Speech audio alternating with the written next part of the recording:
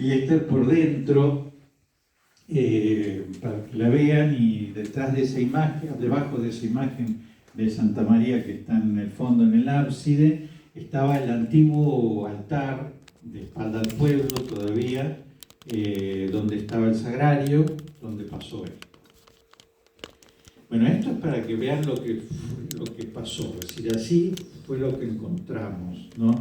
Ahora después yo se lo voy a relatar, ¿no? Pero simplemente para que ustedes visualicen que hay como hay un coágulo de sangre, por decirle, que tenía formita de 3 coágulos en realidad, que tiene una pelucita blanca que resultó ser fibra de trigo, y que tiene como esquirlas alrededor, ¿no es cierto? Porque es una explosión, explotó la hostia.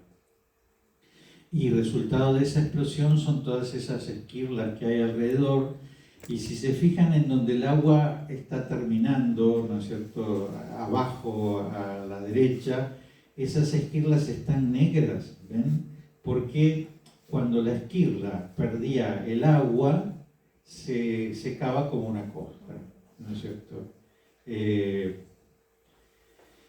Bueno, ese era mi escritorio. Ahí está el sagrario, que es lo que llamamos monumento, que es un sagrario móvil que se utiliza para el Jueves Santo, que es donde se guardó el milagro eucarístico durante todo el primer tiempo, ¿no?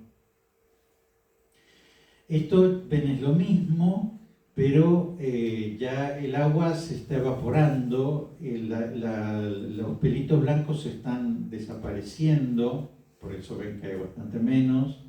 Ven que se está tomando un color un poquito más oscuro, porque el agua se fue evaporando.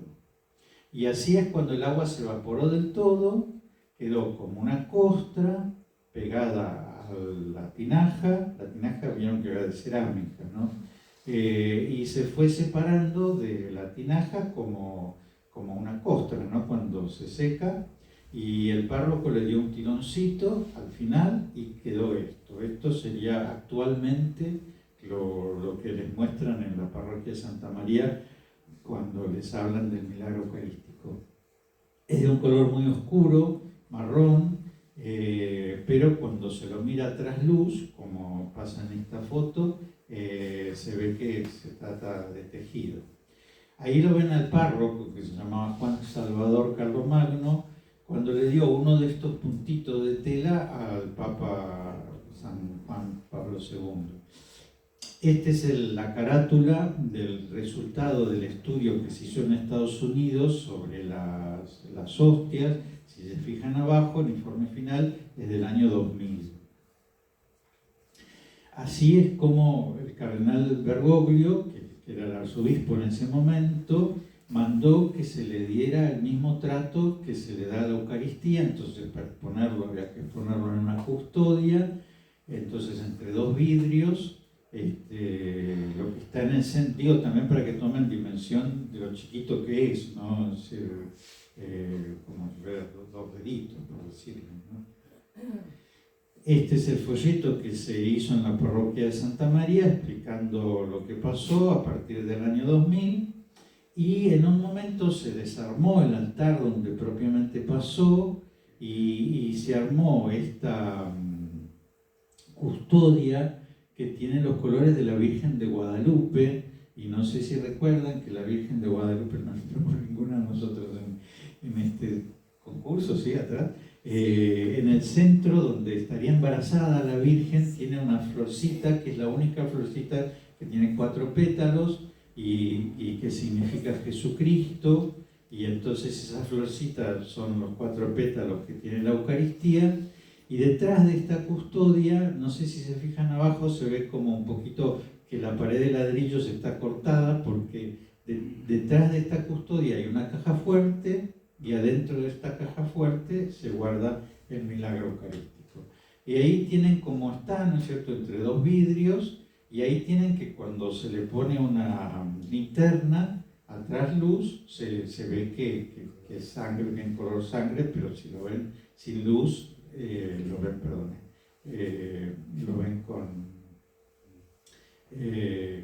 color más oscuro como se ve arriba, ¿no? Es decir, que está más oscuro, ¿no?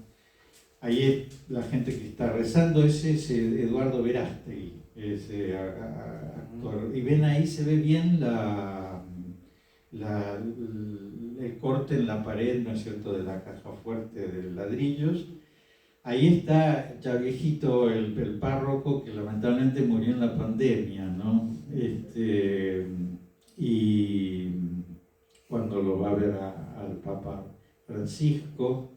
Y ahí tienen lo que hizo Carlo Acutis, ¿no es cierto?, sobre el milagro eucarístico, porque Carlo Acutis, antes de morirse, cuando era muy jovencito, tenía 12 años, él escribió a la Conferencia Episcopal Argentina, yo le contesté, y él quería saber, esto debe haber pasado en el año 2003, una cosa así, esto se había permitido adorar en el año 2000, y entonces él quería elementos sobre el milagro eucarístico, y entonces le mandamos elementos, y él hizo, en vida él hizo como el último, el más reciente de los milagros, el milagro de Santa María.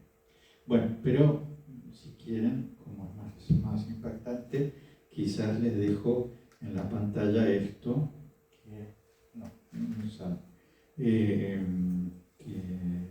Presentación.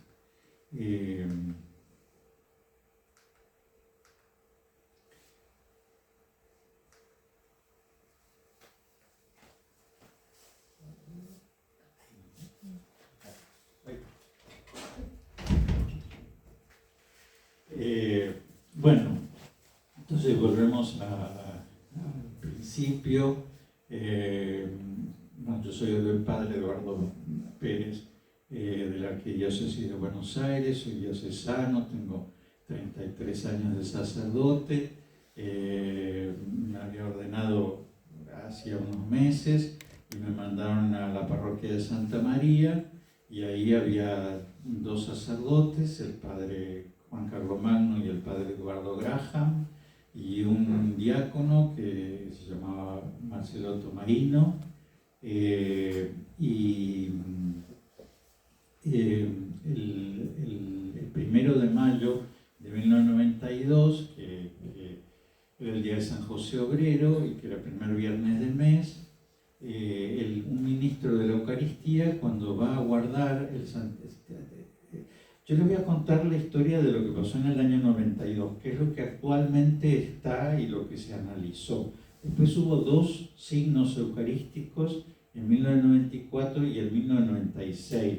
Por eso quizás ustedes dicen, pero no lo encontraron en el piso o lo que fuera, pero es porque eso pasó en otras dos ocasiones, pero no es propiamente lo que se les muestra, ¿no?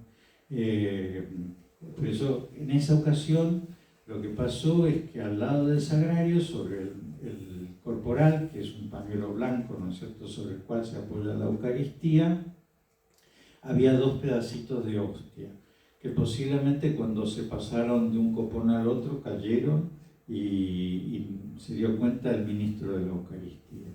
Y entonces le preguntó al párroco qué tenía que hacer, y el párroco le dijo que lo pusiera en un vaso, en esa tinaja que ven ustedes, con agua, porque es costumbre que cuando nosotros no sabemos exactamente si una hostia está sucia, o cuando se le cae de la boca a alguien, o lo que fuera, las ponemos en agua, cuando se diluye, que tarda bastante, como una semana, un poco más, y se hace como una baba.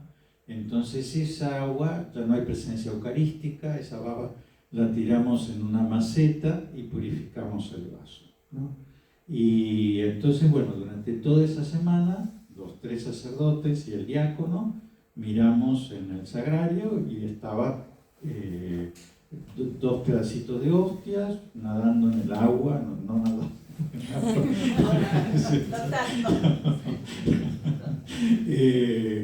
y nada, sí, por eso no la purificamos, ¿no? Pero el viernes 8 de mayo, el día de la Virgen de Luján, Bueno, durante esos días se leía el capítulo 6 del Evangelio según San Juan, es decir, el sermón del pan de vida, ¿no es cierto? Cuando Jesús dice, mi carne es verdadera comida, mi sangre es verdadera bebida, yo soy el pan vivo bajado del cielo, el que coma de esta carne vivirá eternamente. Simplemente que ese día no se leyó el que debía leerse, que era propiamente que el pan que yo daré es mi carne para la vida del mundo, porque como era la Virgen de Luján, se leyó, madre, he ahí a tu hijo, hijo, he ahí a tu madre, pero que para nosotros fue importante, que el Evangelio durante toda esa semana nos había hablado de la multiplicación de los panes y los pescados y del sermón del pan de vida, ¿no? Entonces yo celebré la misa de 8 de la mañana y no me fijé. Y el párroco celebró la misa de 10 de la mañana y cuando se fijó encontró esto, ¿no es cierto? Tal cual como lo ven en esa foto, porque estas fotos yo tengo los originales, que los heredé del párroco cuando se murió, y están fechadas, ¿no es cierto? Todas atrás, ¿no? Así que esta es del mismo día, ¿no? Así fue lo que se vio. Entonces fui a la casa parroquial y estábamos el diácono y yo y nos dijo vayan al sagrario a ver qué ven. Y los dos bajamos riéndonos porque como el párroco era muy gracioso y era un hombre que muchas veces compraba cosas porque le gustaba como tener la iglesia muy linda, entonces pensamos qué habrá comprado, qué habrá en el sagrario, o lo que fuera. Y bueno, cuando vimos esto, subimos y le dijimos, para nosotros es sangre. Y entonces él llamó al obispo, que era el cardenal Cuarrachino en ese momento, pero que no estaba de viaje. Entonces llamó a Monseñor Mirás, que era el vicario general, y entonces Monseñor Mirás le dijo que llamáramos a un médico. Y siempre nos reímos porque pensamos si era un médico para analizar esto o un médico para los 3 curas que recién habían pero bueno, nosotros llamamos para analizar esto y entonces vino una médica que vivía a unas 3 cuadras, todavía vive, se llama Isabel Boto, y ella trajo una jeringa y trató de succionar y no pudo, porque claro, no era sangre sino era carne, y entonces lo que hizo con un portaobjeto, ¿no? Con esos vidriecitos, sacó una de estas esquirlas que hay flotando y la llevó a un sanatorio que se llama el Buen Samaritano.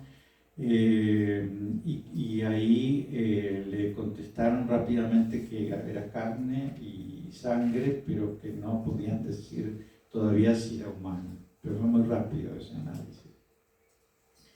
Entonces nosotros volvimos a llamar al obispo, le dijimos es carne, porque podría ser un hongo, ¿no es cierto? ¿No? Y de hecho en muchas oportunidades ha pasado que hay un hongo que afecta al pan, al trigo, ¿no? Que es rojizo y que algunas veces hace pensar que pueda haber un milagro y no es cierto, es simplemente un hongo.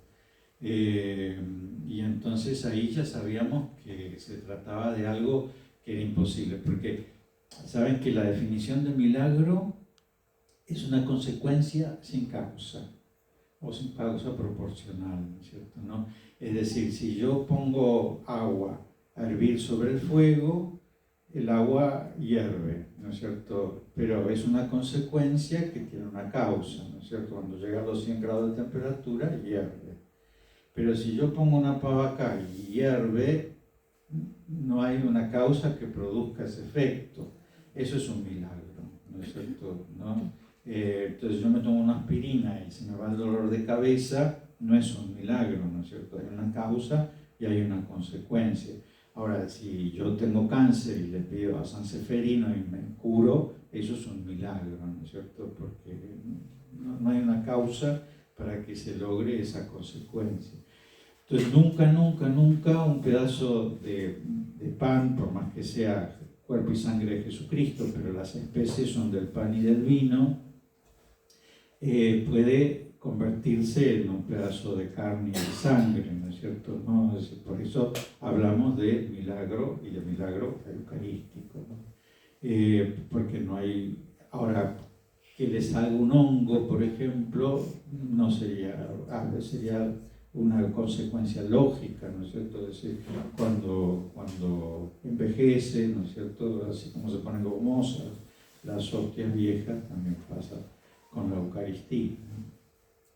Bueno, entonces el párroco nos dijo que, bueno, que era viernes, que ya era tarde, que guardáramos todo y que el lunes íbamos a hablar. Y ese fin de semana fue el domingo del Buen Pastor. Vieron que es el domingo en que se reza por las vocaciones sacerdotales. Y ese domingo, en la misa de 7 y en la misa de 8 de la tarde, los copones se mancharon con sangre. Lamentablemente no traje fotos de eso para mostrarlo. Pero, es decir, unos se dieron cuenta en el Padre Nuestro, y otros se dieron cuenta en la comunión que los copones estaban manchados con sangre. Uno era de estaño y entonces el estaño absorbió la sangre y no se pudo tomar muestra, pero otro era de bronce y se tomó muestra y se analizó y era la misma sangre que estaba en ese copón que lo que estaba en mi cuarto guardado en ese sagrario que ustedes vieron, ¿no? Sin que se hubieran tocado, ¿no es cierto, no? Porque nos hicieron análisis de sangre a los 4, porque saben que hay un fenómeno parapsicológico que si acá sangrara sangre mía, no sería un milagro, sino que sería un fenómeno parapsicológico, como cuando se doblan las cucharitas, pues ese tipo de cosas que no entendemos, pero que no son sobrenaturales, ¿no es cierto?, sino que son naturales o paranaturales, ¿no? Entonces, para que sea milagro, tiene que ser una sangre distinta de la nuestra. Lo curioso es que después, lo voy a contar, es la misma sangre que los milagros eucarísticos, es la misma sangre que la sábana santa, ¿no es cierto? Sí, pero eso se supo 8 años después, ¿no? En ese momento no se sabía. Bueno, la cuestión es que, bueno, esto cuando estaba así, ¿no es cierto? Yo dormía en el cuarto de al lado de este escritorio. Todas las mañanas iba y lo olía, porque yo pensaba, un pedazo de carne fuera de la heladera tiene que pudrirse, ¿no es cierto? Y nunca se pudrió y al contrario cambió de forma, era lustroso como si fuera la carne del hígado, pero de un color así muy encarnado, pero el agua se fue evaporando. En un momento el párroco le agregó agua y después, como el obispo designó a un canonista como investigador en esto, ese canonista nos dijo que no le pusiéramos más agua y por eso fue que se evaporó y se terminó secando, ¿no? Y bueno, entonces ahí entró todo en una especie de vía muerta, porque ahí lo ven ustedes al párroco abrazándose con el Papa, pero se pelearon. Y entonces el padre Carlomagno, que era un hombre muy bueno, se fue de la diócesis, se fue a la diócesis de Bariloche primero y después a la diócesis de Avellaneda, donde murió. Entonces el párroco se fue, vino un nuevo párroco. El nuevo párroco le dio una ACV y se quedó mudo 2 años.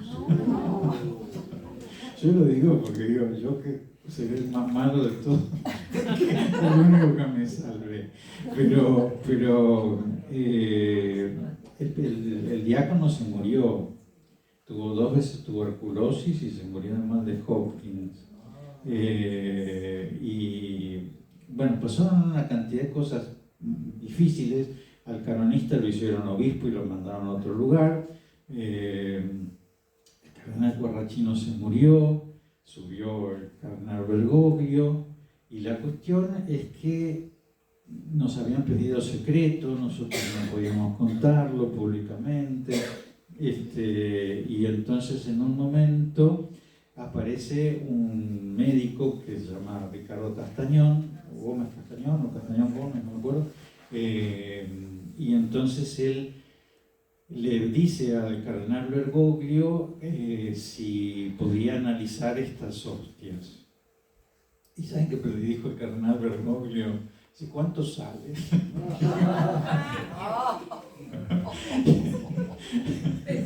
Y entonces este señor le dijo, no, hay una fundación que paga estos estudios en Estados Unidos, así que no sale nada. Y entonces el cardenal Bergoglio dijo, bueno, entonces sí, analizan.